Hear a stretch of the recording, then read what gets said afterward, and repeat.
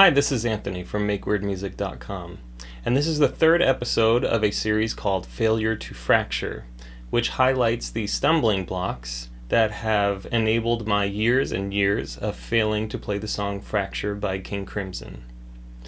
This episode is about inefficient picking. I spent most of my teenage years in a bedroom listening to music with headphones, playing the guitar, figuring things out by ear, reading magazines, watching VHS tapes of my guitar heroes, and I didn't hear very much about good picking practices. Victor Wooten had talked about economy of motion, John Petrucci and Paul Gilbert had some techniques, but nothing about the physical act of picking, more like how to move the pick, but not how to use the body or how to use the arm to move the pick. So many years after I had started playing, in February 2015, I attended a Guitar Circle introductory course where Robert Fripp and his guitar buddies, as he calls them, laid out a lot of fundamental instruction on how to use your body to play guitar. And so one of the most basic things they had us learn was moving the pick through a string. Now, I had been playing for many years and I had assumed I knew how to use a pick until I sat down with one of the instructors and he said, "Okay, why don't you pick an open string?" So I did. And I went like this.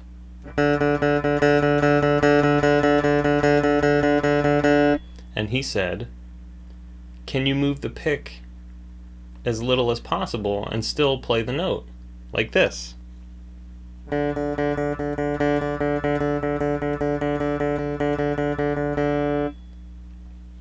I tried doing that and was so dumbfounded that I could not move my hand in such a small way. And it revealed to me that I had never really connected mentally with my hand. I never really had my attention for picking in my hand or in my wrist. And I had taught myself to pick fast and hard using my elbow, forearm, and bicep to tense up and pick as fast as necessary for the short burst time needed. So I could do, something like that. And I could get through some fast licks, and I worked on it so it was more consistent back then. I could get some pretty even playing.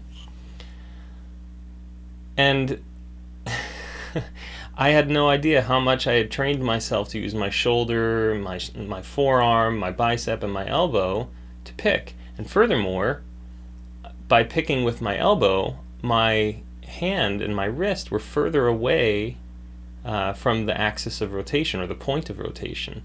So it's very hard to move a pick a very tiny amount when you're moving from your elbow. You have to really move your elbow in a minuscule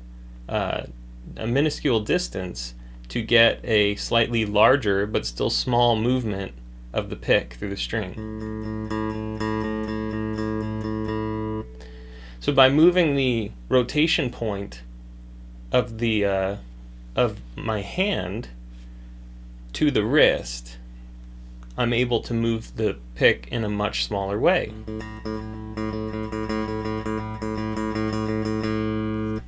And Robert said during one of the courses, strings are tiny things and picks are tiny things. So we don't need to move very much to play a note on a string. But it turns out that connecting a pick with the string, even though he says it's just this, it really is much more difficult and it requires a lot of consistency and practice. So anyway, when it comes to playing Fracture, what I learned was this very efficient form of picking comes into play, especially during the string skipping parts. Even in the first motif,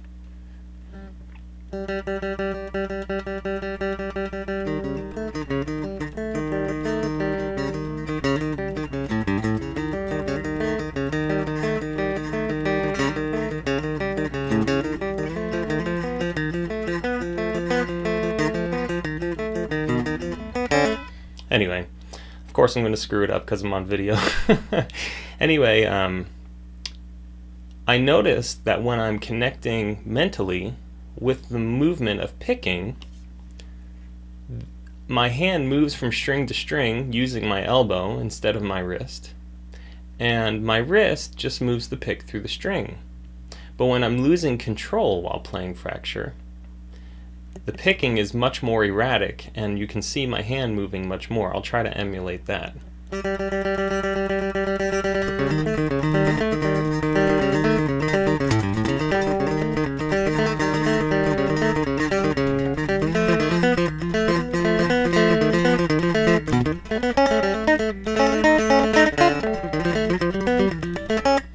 So it's a little dramatic for effect, but you should get the point. By playing precisely and moving the hand to the string, and I'll get into more of those mechanics in another video, but move the hand to the string and use the wrist to move the pick in a very small way makes all the difference in the world. So when I'm watching myself practice, I see this motion.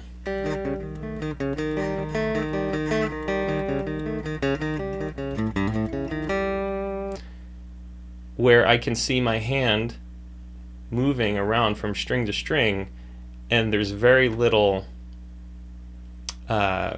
unnecessary inefficient motion. So efficient might look like this.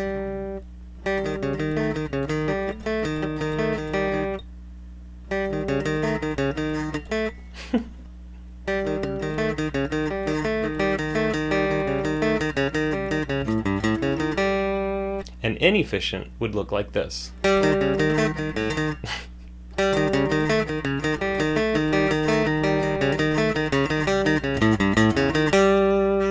Now that might not be significant from where you are viewing this video, but I can tell you that while playing, every millimeter makes a difference, especially at full tempo. So my challenge to you through this video is to just sit down and do what Robert and his guitar buddies had instructed. Just try connecting the pick or your mind with your hand and your wrist, and use the wrist to move the pick through the string instead of using the elbow to move the whole arm to move the pick through the string. It is a big difference, and it uses a lot less energy, and when you're playing 500 notes a minute for about 4 minutes, every millimeter counts, every bit of energy counts. So hopefully you'll find this useful. If you've worked on this technique, or if this presents significant challenges for you, I'd love to hear from you.